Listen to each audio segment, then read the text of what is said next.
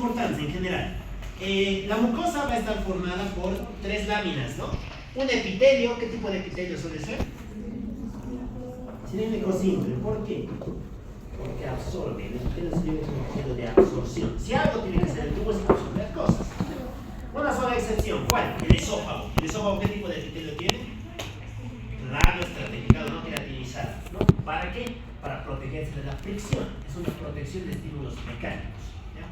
Muy bien. Por debajo tenemos a la lámina propia. ¿Qué contiene la lámina propia? Vasos sanguíneos, ¿no? Finalmente la muscularis mucosae. ¿Para qué servía la muscularis mucosae?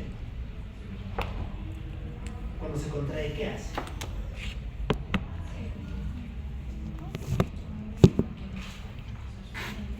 Cuando se contrae, secreta, aprieta las glándulas, ¿no?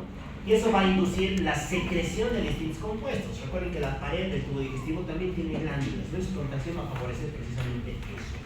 Muy bien, la submucosa con sus glándulas, fluido conjuntivo y demás. Por fuera sí está muy importante, ¿no? La muscular externa. ¿Cuántas láminas tenía la muscular externa, se acuerdan? ¿O qué tipos de músculo tiene? Tiene 2, ¿no? Circular y longitudinal. Muy bien. Resulta que entre ambos hay un plexo, ¿no? ¿Se acuerdan qué plexo está ahí? No, Meyer es el submucoso. Auerbach, muy bien. El plexo de Auerbach. El plexo mientérico de Auerbach es el más importante desde el punto de vista de la motilidad. Y muchos de los trastornos de la motilidad juegan ahí. El Chagas, el esclerodermia y demás afectan ese plexo. Muy bien, y por fuera está la serosa. La serosa en general va a recubrir todas las células cuando a una, ¿no? ¿Cuál? El esófago, ¿no? Y como el esófago no tiene serosa muy desarrollada, tiende a ser más vulnerable a patología mediastínica, ¿ya? Cualquier cosa que afecte al esófago va a afectar al mediastino, sobre todo cuanto mayor magnitud tenga el daño. Aquí jugarían los divertículos, jugarían los espasmos y demás cosas, pues que vamos a hablar posteriormente. Bueno, a ver, vamos a ver un poquito de anatomía. Yo creo que esto no es nada nuevo, ¿no? Vamos a ver con los estudios. ¿Qué se llama esto? A ver, ¿no? Listo ya. ¿Qué se llama eso? Esta técnica. No, ¿qué tipo de radiografía es? Ya, muy bien. ¿Con qué se contrasta? Con bario, muy bien. Estos son los famosos estudios con bario. Desde el punto de vista anatómico y también desde el punto de vista radiológico, existen 2 divisiones del tubo digestivo, alto y bajo. Alto es cualquier cosa que vaya del duodeno para arriba, desde el ángulo de Treitz, y bajo, desde el ángulo de Treitz para abajo, ¿ya? Los estudios radiográficos del tubo digestivo alto van a poder mostrarnos distintas características, ¿no? Para empezar, nos van a mostrar la integridad del esófago. Recordamos que el esófago tiene 2 grandes segmentos, uno que es torácico y uno que es abdominal. El torácico va a estar en contacto con el mediastino y el abdominal próximo al cardias. El esófago va a tener 2 esfínteres, ¿no? Uno por arriba que se llama esofágico superior y uno por debajo esofágico inferior. Y de estos, cada uno de ellos tiene distintas funciones, ¿no? ¿Para qué sirve el esfínter esofágico superior, se acuerdan? ¿Para qué sirve el esofágico superior? El esfínter esofágico superior.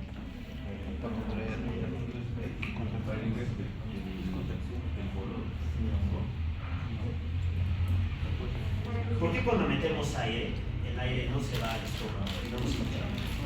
Para que el aire... Evita que el aire de la vía aérea pase al tubo digestivo. Es un anillo de músculo estriado, esquelético, que va a evitar el paso de aire hacia las vísceras inferiores, ¿ya? En cambio, el esofágico inferior, ¿para qué sirve? Ya, para evitar el reflujo. Exacto, ¿no? Se encarga de evitar el paso del contenido gástrico hacia el esófago. Muy bien. ¿Qué es esto? ¿El ano? No. ¿Qué video? ¿Qué es eso? ¿Cómo es que es eso? No se grita. Colón. Este muchacho se llama estómago. Claro, este es el estómago. ¿A qué edad podía ser otra cosa? ¿Qué parte tenía el estómago? El estómago tenía cuántos grandes segmentos. El fundus, que está aquí arriba, el cuerpo, que es esta porción inferior. Aquí encontramos al píloro, y finalmente, bueno, el anto pilórico, y aquí es donde está el píloro, ¿no? Aquí es donde comienza el duodeno. Muy bien. Características del estómago. El estómago va a tener dos grandes funciones, ¿no? Por un lado, almacena. Y esa función de almacenamiento, ¿dónde ocurre? A nivel del fundus y a nivel del cuerpo. Por otro lado, impulsa. Y a través de impulsar y contraerse, va a utilizar la musculatura del píloro, ¿no? Que suele ser la más utilizada, del antepíloro. Muy bien. ¿Qué otras características más tiene? Fíjense su superficie. ¿Qué era esto, se acuerdan? Estas formaciones. Se mira igualito en el cadáver, ¿no? ¿Qué se llama eso? Los pliegues gástricos. ¿No? Los pliegues gástricos, que van a facilitar la función digestiva del estómago. Muy bien. Este estómago, desde luego, tal vez aparece raro porque no es normal, ¿no? Este estómago tiene una entidad que se llama gastroparesia. ¿Qué creen que es la gastroparesia? Con todo lo que ya hemos contado. Parálisis. Ya, parálisis total o parcial. Parcial, exacto, ¿no? Suele estar asociada a distintos trastornos, entre ellos la diabetes. Esto vamos a ver en un momento. Ya. Y finalmente tenemos a los estudios de tubo digestivo inferior, ¿no? Aquí juega el intestino delgado, 6-8 metros, el duodeno disminuido y demás. Y el intestino grueso, ¿no? Con sus mismas porciones, el ciego, el colon y demás. Ya, vamos a pasar esta partecita. Vamos a entrar con lo que nos interesa más, toda la parte fisiológica.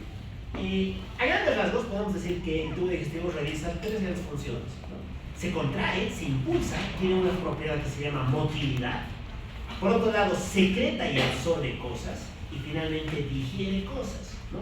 Los grandes síndromes del tubo digestivo se englobarían ahí: trastornos de la motilidad, trastornos de la absorción, trastornos de la secreción y trastornos de la digestión, que son las cuatro grandes funciones que realiza el tubo. Vamos a empezar con la primera, la motilidad. A ver, ¿se acuerdan qué tipo de contracciones tiene el tubo digestivo? Ya, muy bien, las tónicas y las básicas, ¿no? ¿Para qué servían las contracciones tónicas? Si son tónicas, ¿para qué servían? Para mantener un tono, para mantener cierta presión basal, ¿ya? Y estas contracciones tónicas van a ser de dos tipos, de alta y de baja presión. ¿Dónde encontraríamos contracciones tónicas de alta presión? ¿Qué cosas normalmente tienen que estar contraídas? Exacto, los esfínteres, ¿no? El cáliz, el píloro, el ano, todos esos necesitan mantener cierta presión. En cambio, a baja presión, ¿qué órganos vamos a tener? Los órganos que tienen que llenarse, los que tienen que distenderse. Y fíjense, ¿quiénes tienen que llenarse? El fundus, lo hemos visto, ¿no? El estómago se llena y después se impulsa. Y el colon tiene que llenarse de materia fecal para finalmente desencadenar el reflejo de la defecación. Por eso son contracciones de baja presión. En cambio, las básicas, ¿cuáles van a ser? Las que impulsan. Aquí sí juegan las verdaderas ondas peristálticas. Y estas van a aparecer en dos momentos: cuando comes y en los periodos entre las comidas, ¿ya? Las del periodo interdigestivo, es decir, cuando estás en ayunas, digamos, ¿no? Tienen nombre. Se les conoce como el complejo motor migratorio interdigestivo. ¿Se acuerdan qué es esto? Esto es el gaito. De hecho, el gaito le pone nombre, ¿no? Le llama el ama de casa intestinal, el barrendero intestinal. Lo que hacen es que entre comidas impulsan todo el contenido para que cuando comas algo el tubo esté vacío, esté listo para absorber nuevas cosas. Este generalmente se estimula durante la noche, durante el ayuno, y va a ser el que va a contribuir a formar la masa fecal, que finalmente termina siendo expulsada durante la defecación. En cambio, las digestivas son las que impulsan aquello que has comido, ¿no? Aquí aparece el peristaltismo. ¿Para qué sirve el peristaltismo? Muy bien, para impulsar el alimento, ¿no? Para que vaya desde trayectos más proximales hacia distales. ¿Y las contracciones segmentarias para qué sirven? Para mezclar, ¿no? Para que toda la comida se mezcle con las enzimas del tubo y que de ese modo faciliten la labor de la digestión. Unas impulsan y las otras mezclan, ¿no? Por eso se llaman mezcla de ondas de propulsión y ondas de mezcla.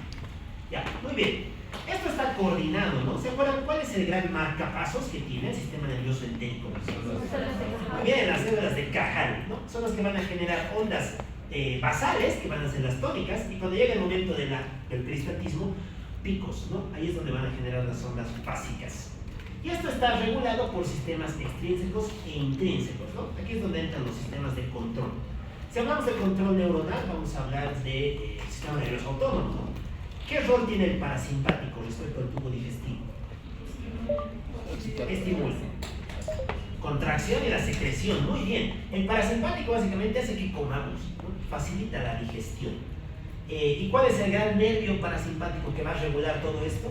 El vago, ¿no? Exacto, el vago a través de sus distintas eferencias. En cambio, si hablamos del simpático, ¿qué haría el simpático? Lo opuesto, ¿no? El simpático inhibe contracciones y aumenta tono de los esfínteres. Claro, si los esfínteres están cerrados, no va a pasar nada por ahí. El simpático se dedica básicamente a eso. Bien, por otro lado tenemos el control neural intrínseco, este es el que depende del sistema nervioso entérico.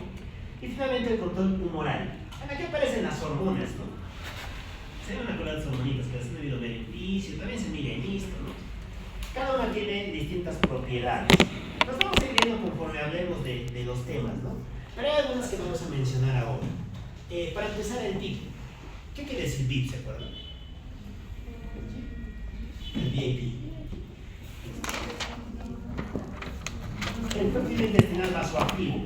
Este juega con el simpático. ¿Ya? Estimula esfínteres, inhibe contractilidad. ¿Ya? ¿Quién más? ¿Qué son estos, se acuerdan? GNP y HIP. Muy bien, las incretinas, ¿no? Las incretinas, ¿qué rol tienen respecto a la motilidad? Eso es respecto a hormonas. En motilidad, ¿qué hacen? Retrasan el vaciamiento gástrico, ¿no? Van a enlentecer el vaciamiento del estómago, ¿ya? Para que el modelo pueda absorber con mucha mayor facilidad los azúcares que le están llegando. Muy bien. Dentro de estas, la colecistoquinina, ¿para qué sirve esto? ¿De acuerdo? Muy bien, contracción de la vesícula biliar. Exacto, ¿no? Facilita la actividad de la motilidad de la vesícula biliar. ¿Qué más? El neuropéptido Y, ¿no? ¿Para qué sirve esto?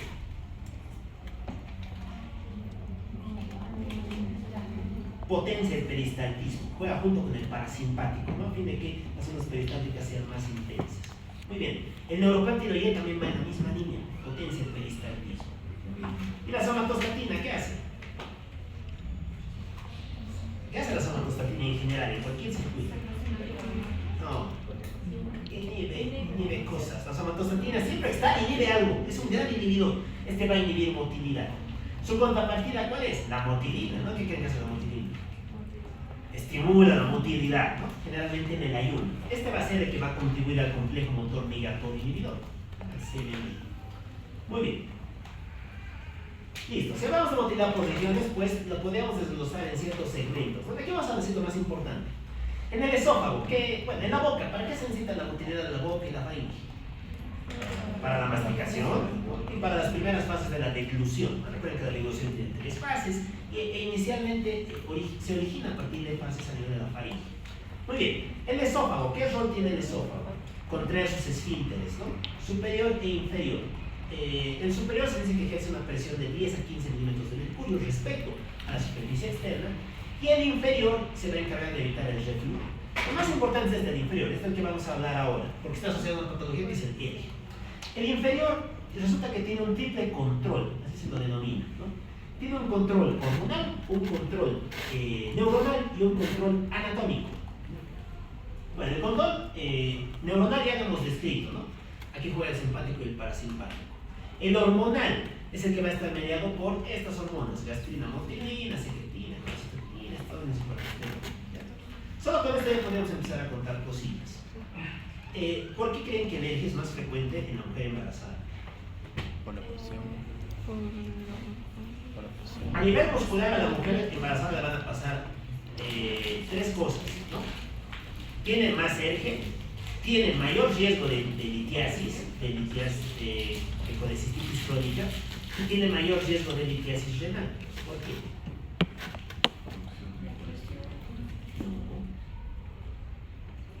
Por la progesterona.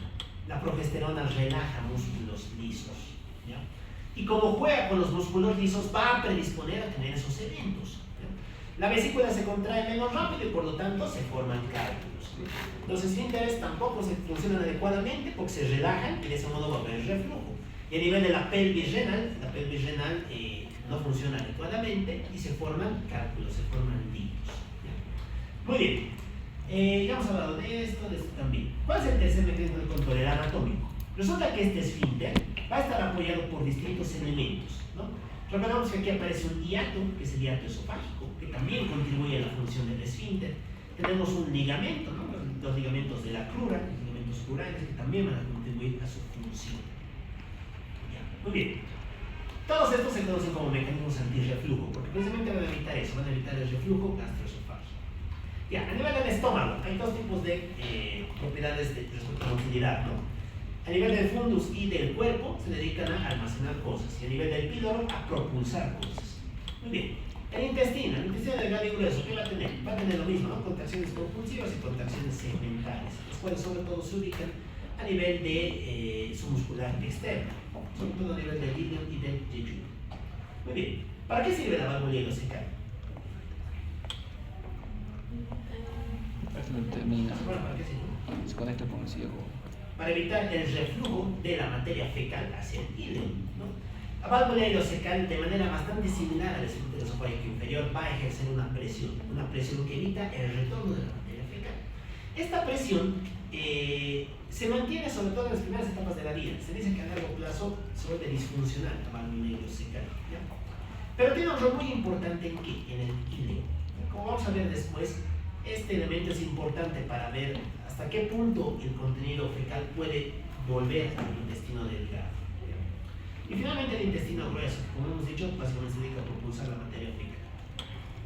Ya, ¿cómo exploramos todo esto? Hay varias maneras de explorar esto, ¿no? Uno es este estudio, como muy bien han mencionado, son los estudios contrastados, ¿no? Los estudios con bario. Por ejemplo, aquí, ¿qué observan? ¿Dónde está el problema? Muy bien, ¿no? Fíjense que el esófago tiene una zona bastante dilatada y una porción esfinteriana muy estrecha. Esto se llama calacio. Vamos a hablar de la calacio. Ya, es muy bueno, pero no es muy útil, la verdad. Actualmente ha sido desplazado por otros métodos. Este es muy interesante. ¿Saben qué se llama esto? Estudios con radioisótopos. Aquí es donde se le pide al paciente que consuma alimento que tiene radioisótopos, ¿no? Se juega con el tecnesio, con el iridio y demás. Y de ese modo observamos cómo es que se va depurando ese compuesto, ¿no? a fin de ver qué tanto potencial de motilidad tiene el estómago, el esófago o el intestino. Estos estudios corresponden a la parte de medicina nuclear. Es una especialidad que actualmente está en mucho auge, ¿no? en mucha vía de crecimiento. Ya. ¿Qué más tenemos? Tenemos esto, ¿no? Esto se conoce como manometría. ¿Qué es una manometría? Mide la presión. Muy bien, un estudio para medir presiones, ¿no? Fíjense que mide presiones a nivel de esfínteres, ¿no? Superior, inferior y finalmente entre ambos a nivel del cuerpo. Ya. Y actualmente ya hemos llegado a esto. ¿Quién que es esto? Compararía esto con algo. ¿Visto algo así? Electrocardiograma, ya. Bueno, no sé si lo he visto todavía, pero los marcapasos son muy parecidos a estas cosas. No sé si han visto un marcapasos, pero bueno, es igualito. Tiene aquí un bolsillito y eso está la máquina. Resulta que esto se llama el esofagograma, ¿no? Es básicamente eso, un registro de la actividad eléctrica y a partir de ahí ver qué tanto se contrae y qué tanto no se contrae, ¿no? Aquí es donde aparecen algunos términos, ¿no? Como las aceleraciones y las deceleraciones que puede presentar la actividad del estómago. Bueno, son estudios muy interesantes, ¿no? ¿Qué más? ¿Qué otras cosas nos podemos mirar respecto a motilidad? Las heces, ¿no? Las heces también aparecen aquí. Las heces se pueden estudiar desde distintos puntos de vista. Hay muchos parámetros que podemos mencionar aquí. Para empezar, su cantidad, ¿no? ¿Qué alteraciones se conocen respecto a la cantidad de las heces? Muchas heces y pocas heces, ¿no? Diarrea y constipación, ¿no? Son los dos grandes síndromes que juegan aquí. Respecto a forma y consistencia, usamos una escalita. ¿Saben qué se llama esta escala? Griswold, ¿no? Ya, la escala es de listón, ¿no? Muy bien. Vamos a tener desde heces que son básicamente líquidas, ¿no? A nivel del nivel 7, hasta heces que tienen una consistencia mucho más sólida, ¿no? Esto se conoce como las heces caprinas. Y lo mismo nos hablan de distintos trastornos de la motilidad del tubo. Mientras más tiempo pasa las heces en el tubo, pues más se absorbe y por ende se va a volver más sólida, ¿no? Va a jugar más en estas etapas. Ya. ¿Qué más? Componentes anómalos. ¿Qué componentes son anómalos en las heces? Muy bien, si veríamos sangre, ¿en qué pensamos? ¿En qué enfermedades? Hemorragias del tubo digestivo, muy bien. Y aquí es donde entraríamos en los matices, ¿no? Si es una sangre roja, viva, ¿en qué pensaríamos? Ya, hematoquesia, ¿no? El tubo digestivo bajo. Si fuera sangre oscura, melena. Ya, bien, la borra de café. ¿En qué juega? Altas o bajas. O interminadas. También juega con las altas, ¿no? Solo sería una manifestación de moco digestiva alta. Ya, ¿qué más? Si vemos moco en las heces, ¿en qué pensamos?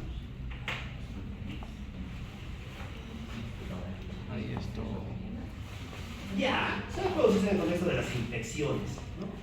Y también de cuadros inflamatorios, que es lo más habitual, los cuadros inflamatorios. Hay uno que clásicamente produce heces con moco y sangre. ¿Cuál es? De hecho, se le llama el esputo rectal. No, es justo el otro. La colitis ulcerosa. ¿No? La colitis ulcerosa. Ya, muy bien, ¿qué más? Si fuera purulenta, pues ya nos hacemos con diarreas y demás cosas. Respecto al color, bueno, en miles de colores, eso lo vamos a ir viendo si vamos a las enfermedades.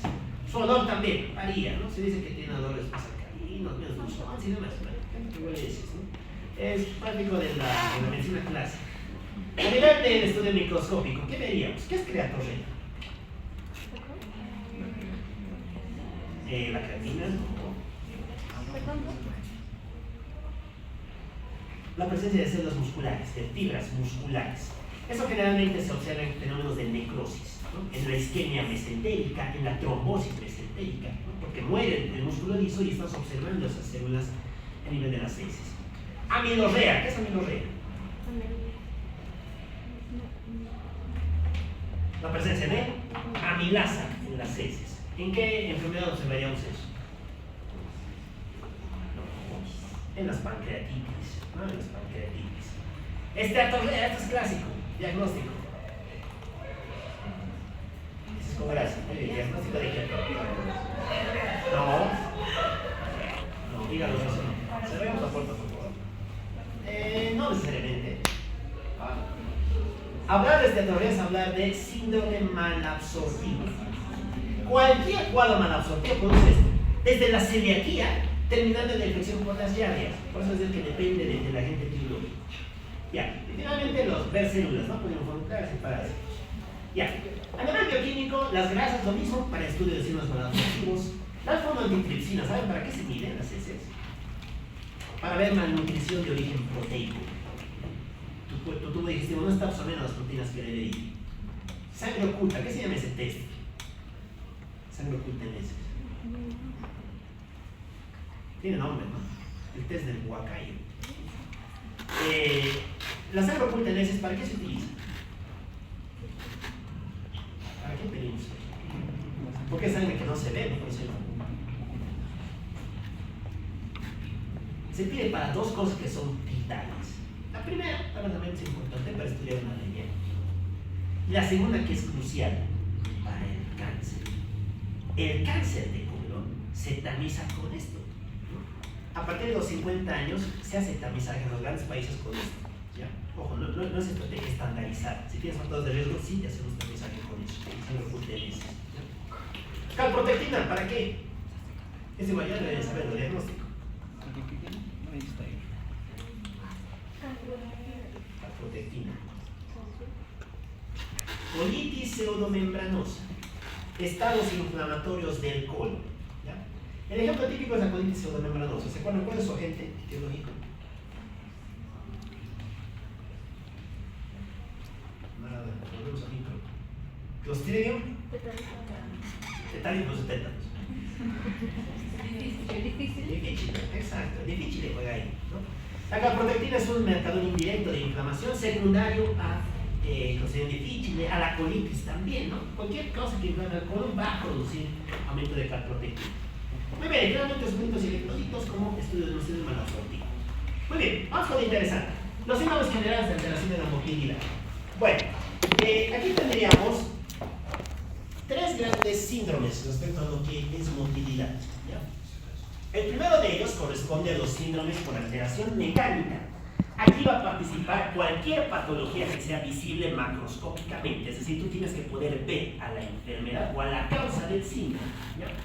En función de ello, vamos a poder dividir tres grandes causas de alteración mecánica.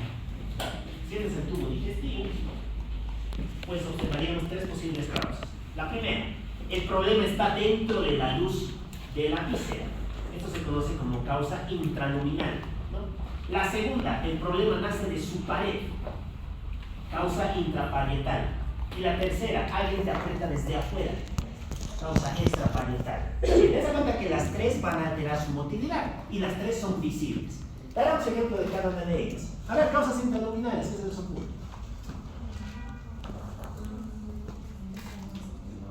Ya, las estenosis.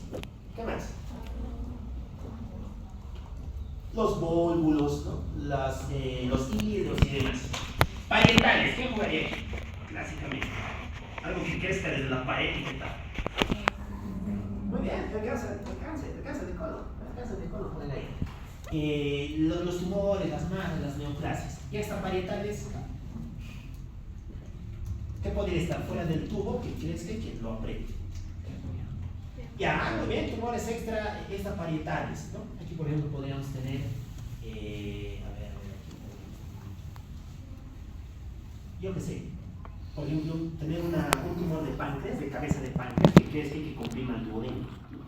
Eso podemos ser un ejemplo, ¿no? O tener tumores a nivel del sistema nervioso simpático, los neuroblastomas, que crecen y que también comprimen las vísceras del tubo digestivo. Entonces, eso también podrían como causas extraparietales. Ya, cuando tú no ves la causa no es visible macroscópicamente, se le llama funcional. Y la funcional también puede ser de dos tipos. Intrínseca si está dentro del propio tubo y extrínseca si es que está fuera del tubo. ¿Ya? Bueno, entender esto es sencillo si nos acordamos de la estructura del tubo digestivo, ¿no? Como les decía, para contraerse el tubo necesita dos cosas. Necesita músculo, células musculares lisas, y necesita nervios. Los nervios del sistema nervioso entérico. Muy bien. Como estos dos están en la pared, se llaman causas intrínsecas. ¿Ya?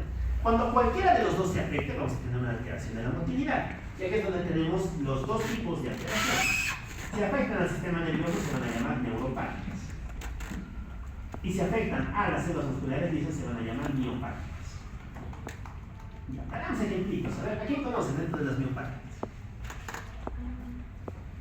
Anti-SSN70, anticuerpo característico. Presenta dos formas, difusas y generalizadas. La difusa también se conoce como el síndrome de Crest, y la generalizada se asocia a patología pulmonar, vasculitis, crisis renales y fenómeno de Raynaud. ¿De qué enfermedad estamos hablando? ¿Esclerolateral? No, eso es neurológico. Tibio, esclerodermia.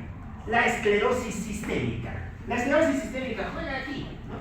La esclerosis sistémica es una autoinmune en la cual se producen anticuerpos contra componentes del tejido conjuntivo. Hay varios anticuerpos, el anti-CD70, los anti-RO, los anti-RA y demás cosas. Bueno, lo leen si quieren. Resulta que aquí pasa algo muy interesante. Esos anticuerpos también van a afectar a la musculatura lisa. Y como la afectan, te van a producir alteraciones a nivel del esófago. Es clásica la disfagia. La disfagia es secundaria al esclerodermia. De hecho, es criterio diagnóstico de esclerodermia difusa, de esclerosis sistémica, tener disfagia. Ya, si nos vamos a alteraciones neurológicas, ¿qué pensarían aquí? ¿Qué cosa puede afectar al sistema nervioso entero? ¿Se coma? No. ¿Cómo juega el detalle? ¿Quién puede venir y solamente afectar este? Nada más que este, el sistema nervioso entero.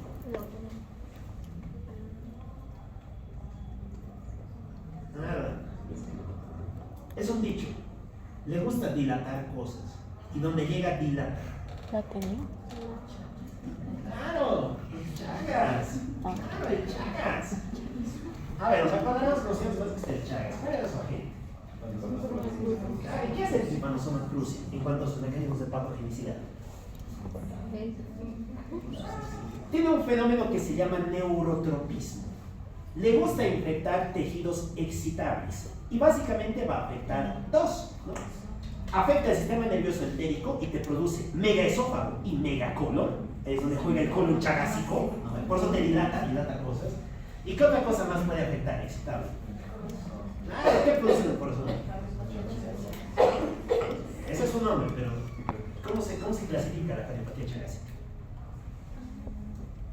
¿Qué tipo de miocardiopatía es? Miocardiopatía dilatada. Claro, al Chagas le gusta dilatar cosas, ¿no? Hay tres tipos de miocardiopatías: hipertróficas, dilatadas y restrictivas. El Chagas juega con las dilatadas, ¿ya? Muy bien, aquí juega el Chagas, es el ejemplo típico de alteración a nivel neurológico. Ya, muy bien. Si nos vamos con las extrínsecas, ¿qué cosas pueden afectar por fuera al tubo digestivo y que no se vean? Aquí hay una que es clásica, es el gran ayuda de los cirujanos. No debería decir que no cirugía. El cirujano generalmente opera estas cosas, ¿no? Excepto estos. Mira, este dice, no, aquí no me ve. Se asusta. Los cirujanos son así, no se ve aquí. ¿Quién juega aquí? El antrax no. Hay algo mucho más frecuente que eso. Alguito que baja y listo, se paralizan muchas cosas. El potasio. Aquí juegan los trastornos hidroelectrolíticos. Claro, eso está fuera del tubo y no se ve, ¿no? Las alteraciones hidroelectrolíticas juegan ahí. Eso se llama ileoparalítico. El ileoparalítico generalmente aparece en el contexto de hipoplasemia. Como les digo, mis hermanos de eso no opera. Aquí es donde juegan, ¿no? Las alteraciones metabólicas. Las alteraciones reflexas, que son alteraciones de los reflejos, mucho menos frecuentes. Muy bien, y las extradigestivas. Todo esto se va a juntar y nos va a producir tres posibles tipos de trastornos de la motilidad. Uno en el que conduzcas muy lento, progresión lenta o detención del tránsito. Ya que, como les decía, puede ser que lo veas o que no lo veas. Otro en el que conduzcas muy rápido, aceleración del tránsito. Y otro en el que, en vez de ir hacia adelante, vayas hacia atrás, movimiento retrógrado. Hagamos algunos ejemplitos de esto. ¿Qué enfermedades creen que juegan aquí en progresión lenta o detención del tránsito? El ilio, muy bien, el ilio, las gastroparesias, ¿no? Todas esas juegan aquí. Aceleración del tránsito, el síndrome diarreico. Claro, la diarrea juega aquí, ¿no? Como se acelera el tránsito, pues no tienes tiempo a tener esas bioinformantes. Y por movimiento retrógrado,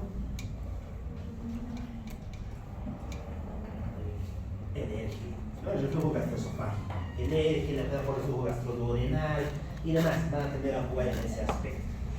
Ya. Muy bien, hablamos de algunas entidades. Bueno, vamos a pasar. Y vamos con esto, con la estenosis pilórica. Vamos a empezar a dar algunas entidades en concreto. ¿Qué quiere decir estenosis? Ya, una disminución del diámetro de una luz, ¿no? Pilórica, ¿qué luz es la que se está afectando? El píloro, muy bien. La estenosis pilórica es un cuadro que tiene tres posibles etiologías. Vamos a tener por un lado las causas congénitas, que son las más frecuentes. Esto se conoce como la estenosis hipertrófica congénita del píloro. Tenemos a las causas adquiridas, y dentro de las adquiridas tenemos a las úlceras y el sub y los tumores. Ya. Bueno, la congénita, como todo congénita, mala suerte. En algunos casos está asociado a ciertos síndromes. Aquí podemos hablar de cierta asociación con el síndrome de Down. No es mucha asociación, pero sí está descrita. ¿Por qué el sub? ¿Por qué creen que juega el síndrome psicopéptico? No. ¿Por qué podría producir una úlcera terminar en una estenosis? A ver, ¿qué es una úlcera? Definición de úlcera. Una solución de continuidad en una superficie cutánea con pérdida de sustancia. Eso es lo que tiene la úlcera. Ya. Si pierdes sustancia, pues vas a sangrar, ¿no? Porque todos estamos de acuerdo en que la úlcera péptica es la causa más frecuente de hemorragia intestinal. Ya. Y si sangras, no puedes sangrar eternamente, ¿no? Tiene que haber un momento en el que paras el sangrado. ¿Con qué paras el sangrado? Con un coágulo. Se forma un coágulo aquí. Y ese coágulo está obstruyendo el paso del alimento. Sí, pues. Las cicatrices secuela del sub suelen producir estenosis por eso, ¿no? Porque son masas que crecen y que limitan el vaciamiento del estómago. Muy bien. ¿Cuál es el sitio del estómago que más frecuentemente tiende a tener cáncer? A ver, ¿cuál es el sitio del estómago que es más afectado por el H. pylori? El cuerpo, no. El antro, muy bien, el antro pilórico, ¿no? El antro pilórico. Entonces, como el H. pylori vive aquí, también tiende a producir cáncer, ¿no? Y si tienes un cáncer, una masa que crece, también estás disminuyendo el diámetro de tu píloro, y eso también va a producir estenosis pilórica, ¿ya? Son las tres grandes etiologías que tiene este cuadro. Muy bien, ¿es peligroso? Sí. ¿Por qué? Porque va a pasar, desde el punto de vista fisiopatológico, a través de dos grandes fases, ¿ya? Muy bien, ¿qué hace una víscera cuando se tapa? ¿Por qué ocurre el cólico biliar? Es donde me lo ven en serio.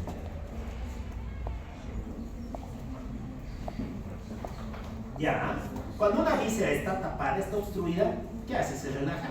No, se contrae con más fuerza. Y como se contrae con más fuerza, tiende a producir contracciones de mayor amplitud. El estómago va a hacer lo mismo. Como el estómago tiene una obstrucción adelante, dice, no, esto no me va a ganar, yo me contraigo con más fuerza. Eso se conoce como la fase de lucha, ¿ya? Y en la fase de lucha vamos a tener dos fenómenos, que aumenta el peristaltismo y que aumenta la secreción. ¿Esto cómo se traduce en la parte clínica? Bueno, para empezar, ¿va a haber dolor o no va a haber dolor? Sí, pues va a haber dolor, ¿no? ¿De qué tipo? ¿De qué características va a ser ese dolor cólico? De tipo cólico, exacto, cumple con las mismas características del dolor cólico, ¿no? Es intermitente, desencadenado por el alimento y demás. Muy bien, ¿qué más vamos a tener? ¿Será que podemos observar esas contracciones? Sí, en este caso sí, ¿no? El estómago se contrae con tal fuerza que va a producir ondas peristálticas visibles, ¿no? Que van a afectar la región del epigastrio. Esas van a ser las dos manifestaciones de esta etapa. Muy bien, a largo plazo, pero el estómago no puede vencer esa obstrucción. ¿Y qué hace? ¿Qué hace una víscera cuando no puede vencer su obstrucción? Se relaja, se relaja. El ejemplo típico es la vejiga, ¿no? Cuando una persona tiene cáncer de próstata y la vejiga todo el rato ha tratado de luchar contra eso y no ha podido vencerlo, ¿qué hace? Se relaja, ¿no? Y tienes incontinencia por rebosamiento. Aquí pasa lo mismo. El estómago deja de pelear y se relaja. Pasa a la fase de atonía o fase de descompensación. Y si tu estómago está relajado, ¿va a retener comida? Sí, ¿no? Se convierte en un saco, en una bolsa que va a tender a acumular comida sin límite, ¿no? Y eso no va a producir retención de alimentos. Muy bien. Esa comida que se está deteniendo, que se está acumulando, ¿se conservará igual o se fermentará? Claro, ¿y eso qué va a producir?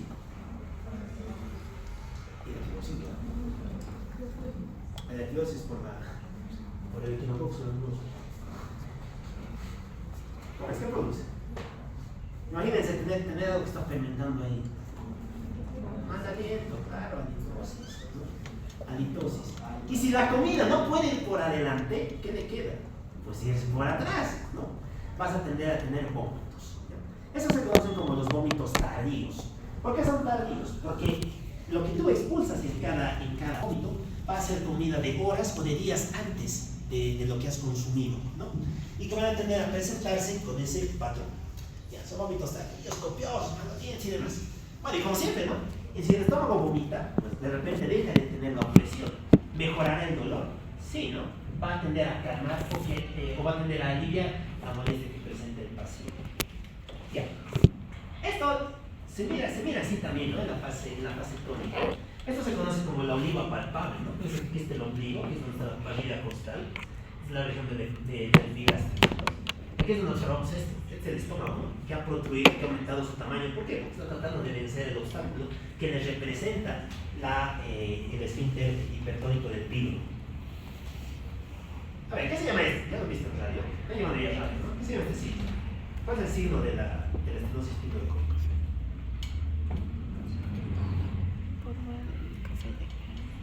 Fíjense que es lo mismo, ¿no? Aquí es donde está el estómago, está lleno de aire, lleno de comida, y aquí es donde está la estenosis. Esto se llama el signo de la burbuja, ¿no? Es el signo clásico de la estenosis pilórica. Más prominente en esto, ¿no? Esto es un niño, ¿no? Es más frecuente en la estenosis hipertrófica congénita del píloro. Muy bien, ¿cuál es el tratamiento? ¿Qué le damos? Quirúrgico, exacto, ¿no? Se hace este procedimiento. Bueno, ya lo viste. Muy bien.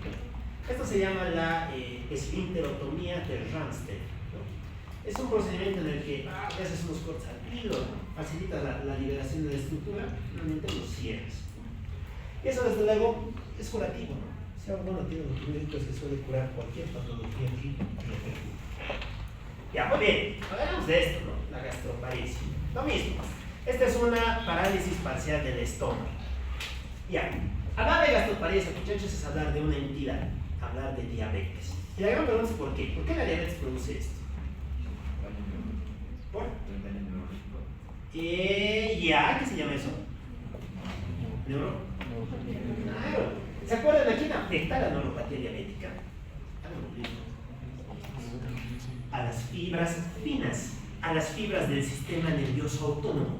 Como les decía, esto para funcionar necesita sistema nervioso autónomo. Si dañas esas fibras, pues no funciona, ¿no?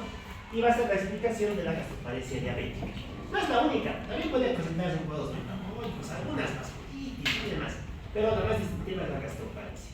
¿Cómo se manifiesta clínicamente esto? ¿Cómo que se manifiesta? O sea, no necesariamente. Se presenta con distensión abdominal, con una alta tendencia al eje en un paciente diabético. Esta cosa es bastante frecuente, ¿no? Solamente que no lo diagnosticamos y tampoco lo tratamos bien, ¿no?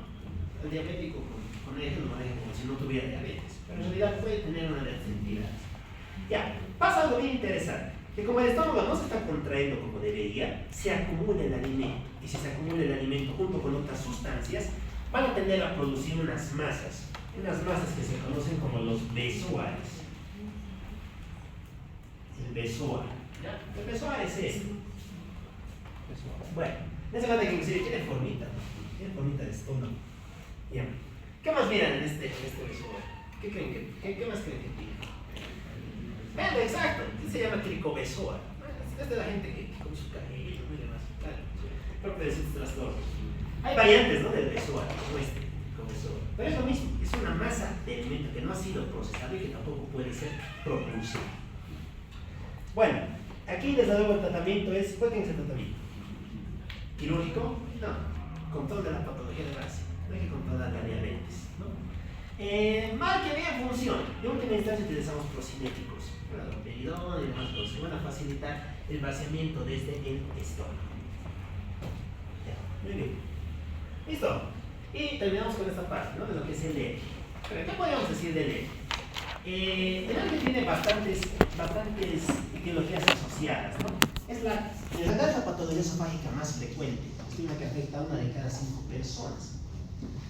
Desde luego hablar del eje implica hablar de dos cositas. Implica hablar de factores contribuyentes y de factores predisponentes. Para entender esto, tendríamos que recordar un poquito de la fisiología del esfínter esofágico inferior.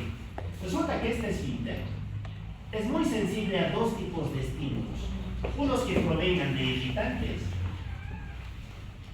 y otros que provengan de ciertos alimentos. Ya, muy bien, dentro de los irritantes, ¿quiénes tenemos? Aquí tenemos al café, tenemos al alcohol, el tabaco y demás. Dentro de los alimentos con mucha grasa, alimentos copiosos, ¿no? Que sean muy abundantes y demás. Ya. ¿Qué es lo que va a pasar con estos alimentos? Resulta que estas sustancias van a desencadenar un fenómeno de disminución del tono del esfínter esofágico inferior. Y si el esfínter se vuelve hipotónico, disminuye su fuerza, pues se va a aperturar. Y si se apertura, el contenido desde el estómago va a poder refluir con mucha facilidad. Facilita mucho el reflujo. Bien. ¿Qué más? Y ahí vamos a hablar de algunas cositas más. Clínicamente, ¿cómo se traduce esto? ¿Cómo se expresa este cuadro? Este cuadro se presenta de distintas maneras, ¿no? Desde luego tiene una manifestación que es cardinal, un tipo de dolor. Ese dolor se llama pirosis. ¿No? La pirosis es un dolor de tipo urente, referido a la región epigástrica y retroesternal, el cual suele estar asociado al consumo del alimento. Ya, ¿qué otra cosa más tendríamos? Tendríamos datos de esofagitis, ¿no? Porque claro, si está subiendo el ácido desde el estómago hacia el esófago, pues esto va a irritar la mucosa, que va a producir algo que se conoce como esofagitis por reflujo. Bien, ¿qué manifestaciones tiene la esofagitis por reflujo? Para empezar, vas a tener regurgitación, ¿no? regurgitación, odinofagia, disfagia, porque estás irritando estructuras centrales, que pertenecen al esófago. ¿Qué más? Presenta dolor torácico, ¿no? Es una característica interesante. De hecho, los algoritmos de infarto lo ponen como diagnóstico diferencial de infarto.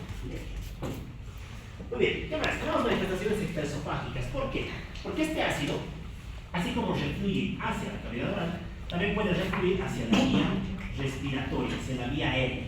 Y si pasa hacia la vía aérea, ¿qué te va a producir? Fenómenos de broncoespasmo, ¿no? Y va a producir tos crónica. De hecho, es una causa bastante frecuente de tos crónica paroxística.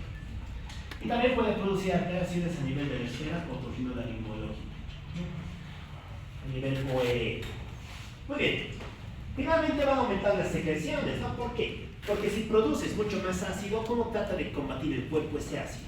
Aumentando su producción de saliva, ¿no? Es de ese modo que va a aumentar la cantidad de secreciones, de saliva y demás que normalmente tendería a producir, ¿no? ¿Qué más? Aquí hay un punto que es bien interesante, ¿no? Dense cuenta que en general estamos irritando estructuras inervadas por un nervio. ¿Se acuerdan qué nervio inerva? Le da inervación parasimpática a estos componentes. El vago, ¿no? El vago. Al estimular el vago, vamos a desencadenar o vamos a activar uno de sus núcleos, que corresponde al núcleo del tracto solitario. ¿Y qué pasaba si activamos el núcleo del tracto solitario? ¿Para qué sirve ese núcleo? ¿O qué contiene? Contiene el centro del vómito. Va a ser el responsable de inducir fenómenos de regurgitación, inclusive de algunos elementos asociados a esta entidad. Ya. ¿Cómo se diagnostica el ERG? Endoscopía, fibroscopía, fibrobroncoscopía, cápsula digestiva, endoscopía, lo de siempre, historia clínica, claro. El diagnóstico aquí es totalmente clínico. Siempre, aquí sí, la clínica manda. De hecho, aquí la clínica es tan importante que solamente con sospecha clínica te llevas el tratamiento. Todo esto es show. Todo esto solamente sirve para detectar algunas cosas, para verificar la etiología y demás. Pero el verdadero diagnóstico es clínico. Ya, si no te convence tu clínica o tienes factores de riesgo, que es lo más importante, yo que sé, antecedentes de cáncer de esófago en tu familia, alguien que ya haya tenido esofagitis y demás, pues ahí recién entrarías con este tipo de estudios. ¿Ya? Bueno, no voy a quedarles mucho la data con esto. Tenemos uno que se conoce como la hiperansiometría, ¿no? Este básicamente mide los niveles de pH. Esta es una manometría, este va a medir qué tanta presión ejerce el esfínter, si es que es mucho, si es que es baja. A ver, ¿qué les llama la atención aquí?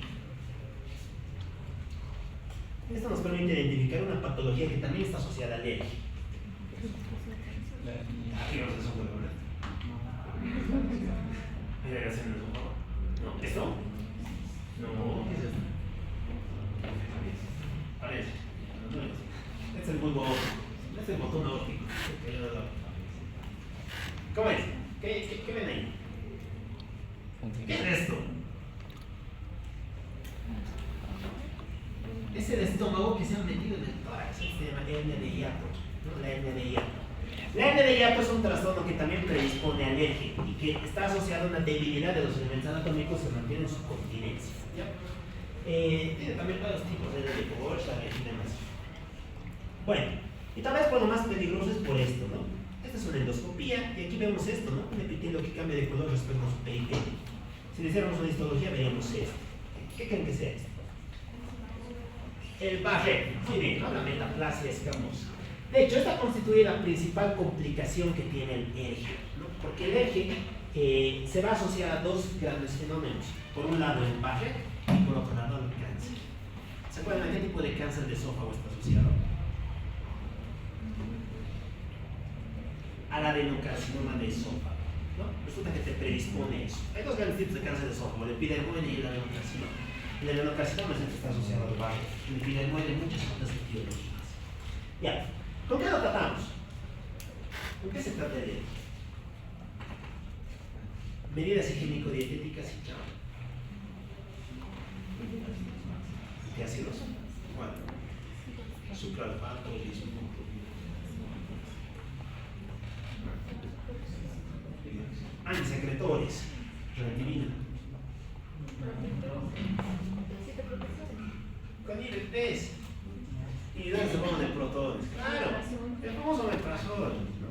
De hecho, el tratamiento es tan dirigido que algunos algoritmos te dicen, ¿no? Si tienes la sospecha diagnóstica, directamente da el tratamiento y si mejora, listo.